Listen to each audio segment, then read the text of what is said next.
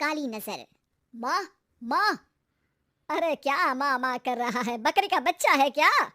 अरे माँ मजाक छोड़ो, मुझे फाइनली वो मेन चौराहे वाली दुकान मिल गई है। अब देखना, आपका बेटा दुगनी स्पीड से पैसा कमाएगा। उफ़, ये क्या? मेरी ऑनलाइन मेकअप क्लास चल रही है, इतनी जोर से क्यों बोल रहे हो आप दोनों? अरे मेरी धर्म पत्नी जी, मेकअप क्लास बाद में करना, वो चौराहे वाली दुकान मिल गई है हमको। अरे वाह, रुको मैं अपनी माँ को फोन लगाकर बता देती हूँ। अरे मैं भी अपने रिश्तेदारों को बता देती हूँ, कितनी खुशी की बात है। हाँ हाँ, मैं भी अपने दोस्तों को बता देता हूँ, 1 हफ्ते बाद रजिस्ट्री है। बस घर में खुशी का मौका था। उन तीनों ने अपने अपने फोन उठाए और लोगों में बात फैलाना शुरू कर दिया। और रही सही कसर श्वेता बहू ने अपने पड़ोस में सबको बताकर कर दी। अरे वर्मा आंटी, अब हम भी जल्दी कार ले लेंगे, घर का रेनोवेशन होगा और ठाट से रहेंगे हम भी। अरे ऐसा क्या हुआ, लॉटरी बाटरी लग गई है क्या? अरे इस बार चौराहे वाली मॉल में हमको भी दुकान मिल गई है, दुकान नंबर 21, जो एकदम चौराहे पर है। अब ग्राहक बढ़ेंगे तो आमदनी भी बढ़ेगी ही ना। अरे वाह, कितनी खुशी की बात है। मैं बहुत खुश हूँ तुम्हें इतना खुश देख के। बाकी एक बात कहूँ, सबको मत बताते फिरना, किसी की नजर लग जाएगी तो खुशी की खबर वापस लौट जाएगी। हैं? ऐसे थोड़ी ना होता है, अब डरा रही हो। अरे सही कह रही हूँ, काली नजर कहते हैं इस चीज को, जब आप किसी को कुछ बताओ और वो काम बिगड़ जाए। अरे लेकिन मैं तो। तुमने सबको बता दिया ना? हाँ, फोन लगा लगा के। अब बच के रहना, काली नजर बड़ी खतरनाक होती है। श्वेता इतनी खुश रहती है कि वो वर्मा आंटी की बात पर ध्यान ही नहीं देती, जबकि पड़ोस में और भी लोगों से खुशी की खबर शेयर करती रहती है। अगले दिन राजेश बहुत दुखी होकर घर आता है। अरे बेटा क्या हुआ, मुंह क्यों सूजा हुआ है, मधुमक्खी ने काट लिया क्या? माँ, वो दुकान किसी और के पास चली गई, किसी ने ज्यादा भाव लगा दिया। अरे पर बात तो आपसे हुई थी ना उस दुकान वाले की? हाँ, आज मैं टोकन अमाउंट देने गया था, तब मुझे पता चला कोई आकर सुबह मुझसे पहले ही ज्यादा अमाउंट दे गया।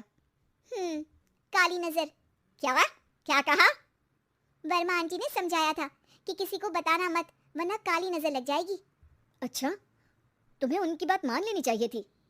उनकी बात मान लेती, लेकिन उसके पहले ही सबको बता चुके थे ना हम तीनों।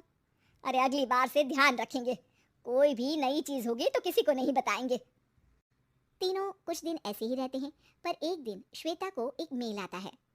राजेश, मेरा ऑनलाइन मेकअप कोर्स कंप्लीट हो गया, अब मैं खुद का पार्लर खोल सकती हूँ। अरे वाह, अपने मोहल्ले में ही खोलते हैं, ये जो घर के सामने दुकान है ना वहीं। हाँ, यहाँ सस्ती भी मिल जाएगी। अगले दिन श्वेता वर्मा आंटी के पास जाती है मिठाई का डब्बा लेकर। अरे आओ आओ, कैसे आना हुआ? जोर से नहीं बोलूंगी, वो सामने वाली दुकान है ना, वहाँ मैं अपनी पार्लर की दुकान खोलने वाली हूँ, उसकी मिठाई है। अरे वाह, बहुत बधाई हो तुमको। हाँ, मैं कमाने लगूंगी तो राजेश पर पूरे घर का बोझ नहीं रहेगा ना आंटी जी। ये तो है, पर ये बता कि तूने ये बात किसी और को तो नहीं बताई ना? अरे नहीं नहीं, पिछली बार गलती कर दी थी, काली नजर लगी किसी की और राजेश के हाथ से वो दुकान चली गई थी। सबको मत बताना। चलो मैं चलती हूँ, कल दुकान की बात करने भी तो जाना है। अगले दिन श्वेता दुकान के लिए मालिक से बात करने जाती है। अरे लेकिन दुकान तो हम कल रात को ही किसी को दे चुके हैं। कल ही? हाँ कल ही, 2 दिन बाद कोई यहाँ पार्लर भी खोल लेगा, अब कहीं और दुकान देख लीजिए। अरे पर हमको भी तो पार्लर ही खोलना था। हाँ भाई, एक ही दुकान है, आधी आधी तो नहीं दे सकता ना मैं। राजेश और श्वेता घर पर हताश होकर आ जाते हैं। इस बार तो किसी को बताया भी नहीं था, अब किसकी काली नजर लग सकती है? सुनो, तुमने माँ को बताया था क्या? अरे कैसी बात कर रही हो, माँ की नजर थोड़ी ना लगेगी। पक्का तुमने किसी को नहीं बताया था ना? सिर्फ वर्मा आंटी को बताया था, उन्होंने ही मुझे किसी को नहीं बताने को कहा। अरे यार तुम भी सही हो, मेरी माँ को नहीं बताने को कह रही हो, पर वर्मा आंटी को बताना तुम्हें जरूरी लगा। अरे वर्मा आंटी ने ही तो काली नजर के बारे में बताया था ना, वो हमेशा हमारा भला ही तो चाहती है। मेरी माँ भी हमारा भला ही चाहती है। अरे पर चिल्ला क्यों रहे हो, बात नहीं कर सकते क्या आराम से? नहीं आता आराम से बात करना, और करना भी नहीं चाहता हूँ मैं। दुकान जाने का दुख गुस्से में बदल गया था और राजेश और श्वेता में बात बंद हो गई थी। 2 दिन बाद मोहल्ले में पार्लर का इनॉग्रेशन हुआ, जिसमें मोहल्ले के सभी लोगों को बुलाया गया, पर श्वेता, राजेश और माँ नहीं जाते। माँ अंदर आ जाओ, क्या देख रही हो? अरे नया पार्लर देख रही हूँ अपने आंगन से। देखो, माँ को दूसरे का सुख देखने में कितना मजा आ रहा है, मेरा दुख नहीं दिख रहा इन्हें। यहाँ मेरा पार्लर भी तो हो सकता था।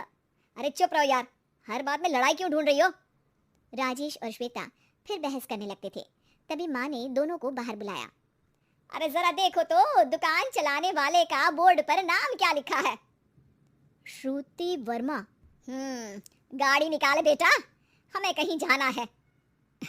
काली नजर का इलाज कराने। राजेश अपनी बाइक निकालता है। तीनों ट्रिपलिंग कर रहे हैं। माँ राजेश को उस मॉल वाली दुकान पर लेकर जाती है जहाँ राजेश अपनी दुकान खोलने वाला था। यही दुकान लेना चाहता था ना तू? हाँ, पर इनको भी दुखी करने लेकर आई हो क्या यहाँ पर दुकान दिखाकर? वहाँ काफी नहीं था? अरे श्वेता, थोड़ा सब्र रख, अभी पता चलेगा कि हम यहाँ क्यों आए हैं। बता, इस दुकान चलाने वाले का नाम क्या है? अनुपम वर्मा। कुछ समझ में आया? वो दुकान वाली श्रुति वर्मा, ये दुकान वाला अनुपम वर्मा, और हमारे पड़ोस में हमने उस दुकानों के बारे में बताया किसको था? वर्मा आंटी को। मतलब वर्मा आंटी ही हमारा काम बिगाड़ रही है? नहीं नहीं, ऐसा नहीं हो सकता, ये बस इत्तेफाक है। राजेश अपना फोन निकालता है और श्रुति वर्मा और अनुपम वर्मा के नाम फेसबुक पर सर्च करता है, जहां ये दोनों ही वर्मा आंटी के रिश्तेदार होते हैं। श्वेता को समझ में आ जाता है कि वर्मा आंटी की ही नजर काली नजर है। अब क्या करना है? कोई भी खुशी की खबर हो तो काली नजर से बचना है, यानी वर्मा आंटी से बचना है। अरे पर मुझे ये समझ में नहीं आया कि वो हमारे साथ ऐसा क्यों करेंगी? अरे बेटा, एक सीख है, दूर के आदमी को आपकी तरक्की से कम परेशानी होगी, पड़ोसी को ज्यादा।